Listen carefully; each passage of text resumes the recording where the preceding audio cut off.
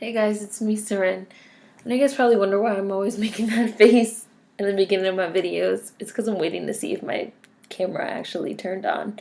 And it did! So, I'm here with another video for you guys. It's Friday, but I'm probably not gonna upload this till Monday, so happy Monday. If you guys watch it on Friday, happy Friday, whichever one works for you. This video is probably going to be short. It's just about something that I want to talk about really quickly that really bugs me. It was inspired by a Tumblr post that I saw by an awesome blog called Pink Velour Tracksuit. I'm sure you guys have seen it. If you haven't seen it, I will include a link so you can go see it and go follow it because it's amazing. Very pro-black girl, which you guys know I'm all about. And speaking of it being pro-black girl, I have the post in front of me. Pink Velour Tracksuit put up a post that said, today, Friday, tell every little black girl you see that she's beautiful and important and special and worthy of being loved. Which is a wonderful post, right? It's really positive, it's really uplifting for black girls. It's just like really, really nice. And someone reposted it, reblogged it, and added, tell every girl you see that she's beautiful and important and special and worthy of being loved. A white person, a white male, reblogged it and added that. And then it kind of went into a back and forth with Pink Velour Tracksuit basically saying, you know, I'm a black woman, I made this post for other black women and other black girls, like, please don't do that. And the white person said, so you're saying no Hispanic, Asian, Arab, or girls of any other race other than black girls deserve to feel important? I'm not saying only tell white girls they're beautiful, but we should appreciate everyone. And an entirely different Tumblr, a white female page, also reblogged the exact same post. Tell every little black girl you see that she's beautiful and important and special and worthy of being loved. A completely different person reblogged the same post and said, and every little white girl, and every little Asian girl, and every little Hispanic girl, tell every little girl. Pink Velour Tracksuit got pissed and put, eat my ass. This post is about black girls exclusively. Let's stick to the topic at hand. And the topic at hand is the uplifting and the empowerment of black women specifically. Something about this seems to make a lot of people, I don't want to say white people, but I'm going to go ahead and say it, white people, something about this seems to make white people in particular really uncomfortable. When they see black women and black girls and black females kind of loving each other and uplifting each other and really reaching out to each other and connecting and saying, I see you, you see me, we're sisters, we're in this together, it makes them feel uncomfortable to the point where they have to interject into this conversation and say, hey, whoa, not just black girls, all girls, okay? Now, no one is saying that all girls don't need to be loved and respected and uplifted. No one is saying that. However, you have to recognize that black women are at a certain point in society where, you know, we're at the bottom of the totem pole, right? We are not women, just women, and we are not black, just black. We stand at a certain crossroads when it comes to race and sex and racism and sexism and feminism that is unique. It's unique to us. It's unique in how we look. You know, we have dark skin, we have certain hair texture, we have certain body type, we have certain facial features that really places us in a certain point in society. So, you know, you have black men that, you know, even though they're black, they still have the privilege of being men. And then you have white women where even though they're women, they still have the privilege of being white. And then you have black women. We're neither white nor male, you know. We're women of color, we're black women, and we're women. So we have all types of intersectionality when it comes to oppression. So you have to make a very specific point to reach out to black women because, you know, we really are at the bottom of the totem pole. And I feel like this is something that's hard for white people in particular to understand because of white privilege. Because white people their whole lives as I've addressed in other videos, have been seen as the norm, as the standard, as the everyman. So they kind of think in these broad general concepts, these black and white. It shouldn't be just black girls, it should be all girls. They have the ability to think in terms of this inclusiveness, right? Because they see themselves as the standard. So when you specifically point out black women, it makes them feel uncomfortable, like they're being excluded and like they're being left out. This is typically how white people feel when any person of color makes something that is for them specifically. They feel left out. They feel like they should be included. They say, hey, this should be for all people, for all women. But it's like white women and black women are not in the same place in society. Even black women and Hispanic women are not seen in the same place in society. Hispanic women are typically lighter than us. They have less melanin in their skin. Typically, a lot of them, even dark-skinned ones, have, straighter hair. Even Afro-Latinos, because we're all connected, blacks and Hispanics, but even a lot of Afro-Latinos, they have straight hair, they have certain facial features. They're a little different from us. Asians, while they are also a minority, a person of color, they also have straight hair, they have fairer skin tones. So yes, of course, white women need to be told they're beautiful.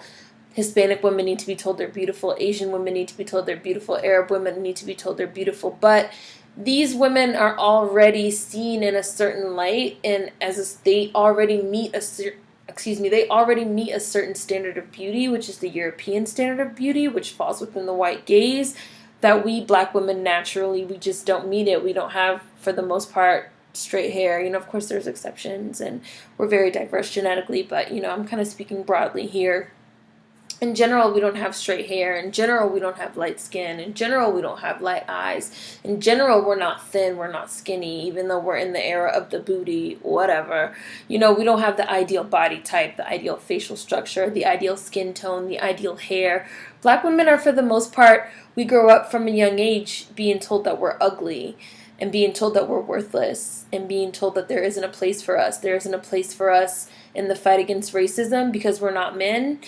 And there isn't a place for us in the fight against, sexism because we're not white. Modern day feminism is really, really closely intertwined with white supremacy. I'm sure you guys have heard the term white feminism, Western feminism.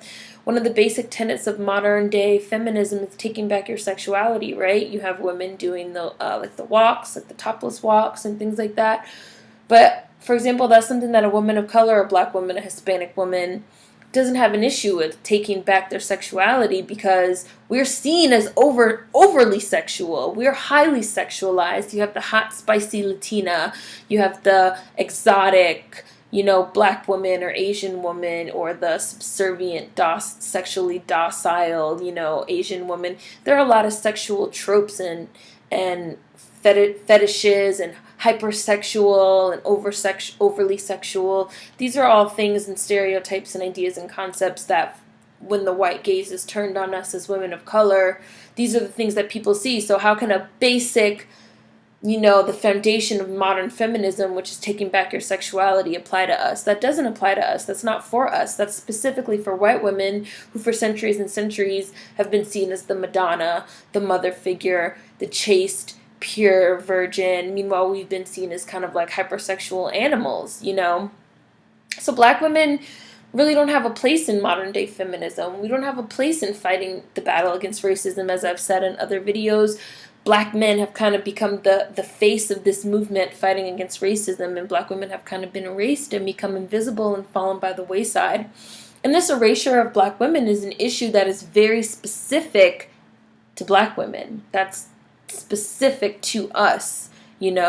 Other races are much more prominent and we're erased. So when you have a black girl kind of trying to come and uplift other black girls and speak to them directly, I'm a black woman, you're a black woman, I know how you feel, I know what you're going through, I'm telling you specifically, I love you, you're beautiful, we need to uplift black girls and tell them they're strong and powerful and smart. And then here comes a white person saying, hey, that's not right. It should be all women. That's offensive, It's like black people, we can't have anything without someone trying to come and take it away from us and tell us it's wrong, No one asked for a white feminist, we are all one people perspective, especially when that when that perspective is born out of white privilege, which tells you from birth that as white, you're the norm and you're the standard and you are the everyman and you are the every person, and tells us that we're other. Of course, you're going to jump to we are all the same and we are all included because you've been told since birth that you're the norm. We've been told that we are the other, so of course we're going to try and, speak specifically to those people that have the same experiences that we have, Black women speaking specifically to other Black women and other girls is not a problem. There's nothing wrong with that. We need to create our own safe spaces. We need to be able to speak to each other directly. I had this conversation with a friend of mine, an ex-friend. I don't really know, but someone I know or someone that I used to know that felt like, why shouldn't white people be included in the natural hair movement? And I kind of had to break it down to her. I was like, well, white women, for the most part, wear their hair natural. Of course, you have some white women that want curly hair, so they curl it. Of course, you have some white women that have curly hair that want straight hair, so they flat iron it or they blow dry it. But those are just preferences in hairstyle. I want straight hair, I want curly hair. I aesthetically find it pleasing.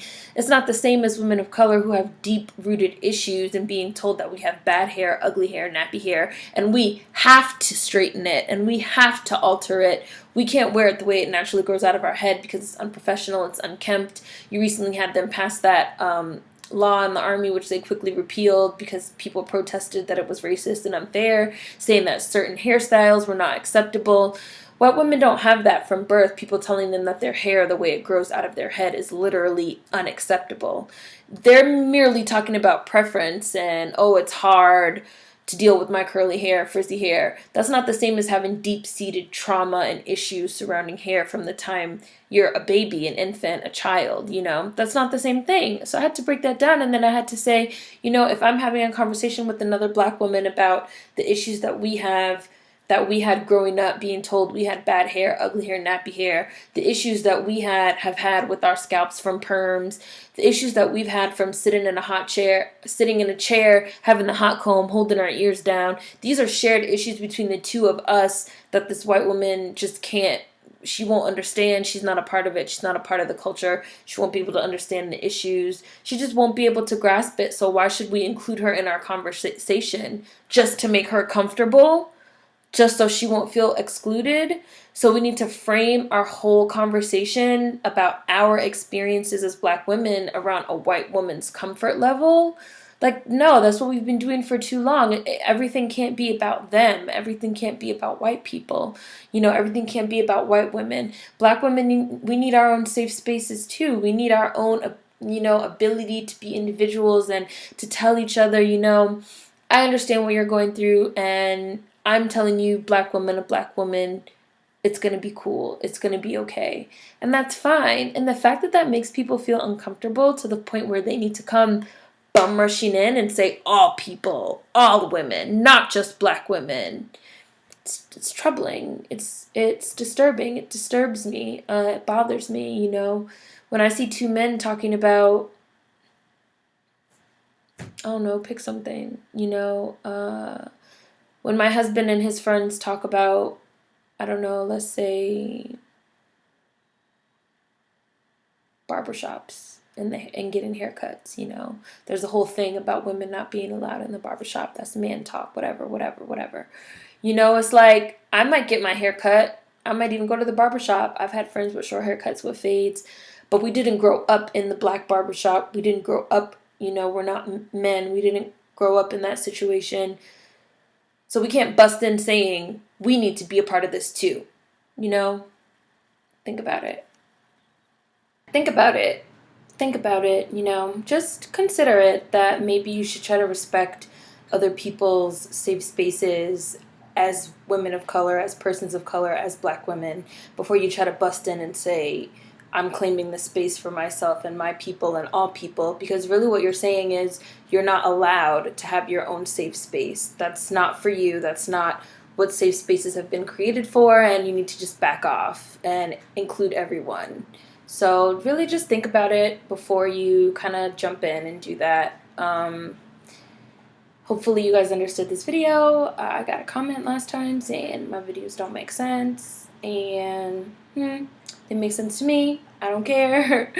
Hopefully you guys like this one, and as always, hopefully it was food for thought. thank you so much for watching. See you guys next time, and thank you so much. Peace.